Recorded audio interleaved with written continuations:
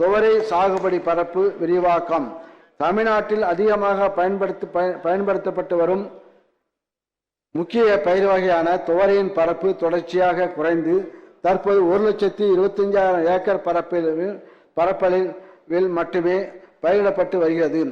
எனவே துவரை சாகுபடி பரப்பு குறைந்து வரும் மாவட்டங்களில் இப்பயிரின் பரப்பு அதிகரிக்கப்பட்டு 2024-25 ஆண்டில் 50,000 ஏக்கர் பரப்பில் துவரையை தனி பயிராகவோ வரப்பு பயிராகவோ அல்லது ஊடு பயிராகவோ பயிரிட 17,50,00,000 ரூபாய் மாநில அரசு நிதி ஒதுக்கப்படும்.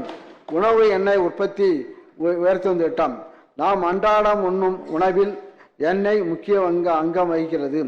விவசாயிகளுக்கு அதிக லாபம் ஈட்டித்தரக்கூடிய எண்ணெய் வித்து பயிர்களான நிலக்கடலை, எள், சூரியகாந்தி, சோயா மொச்சை, ஆமணக்கு ஆகிய பயிர்களின் சாகுபடியை பரவலாக்கம் செய்ய தொகுப்பு செயல் விளக்கத்திடல் அமைத்திடவும், நெல் தரிசில் எண்ணெய் வித்து பயிர்கள் சாகுபடி செய்வதை ஊக்குவித்திடவும் 2024-25 ஆண்டில் 45 கோடி ரூபாய் ஒன்றிய மாநில அரசு நிதி ஒதுக்கீட்டில் சுமார் 2,50,000 ஏக்கர் பரப்பளவில் இத்திட்டம் செயல்படுத்தப்படும்.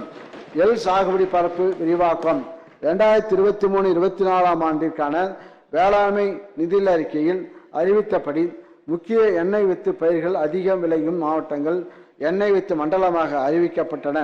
அதைத் தொடர்ந்து 2024-25 ஆண்டில் எள் சாகுபடி பரப்பு மகசூலை அதிகரித்திட சுமார் 25,000 ஏக்கர் பரப்பளவிற்கு தேவையான இடுபொருட்கள், அறுவடை செலவினம் ஆகியவற்றிற்கு மானியம் வழங்க 3 கோடி ரூபாய் நிதி ஒதுக்கீடு செய்யப்படும்.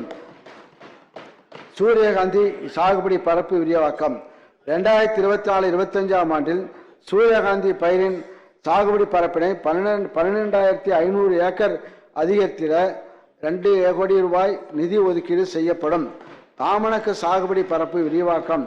அதிக விளைச்சல் தரும் வீரிய ஒட்டுரக ஆமணக்கு சாகுபடியை 1,500 ஏக்கர் பரப்பளவில் ஊக்குவித்திட 2024-25 ஆண்டில் 18 லட்சம் ரூபாய் ஒதுக்கீடு செய்யப்படும்.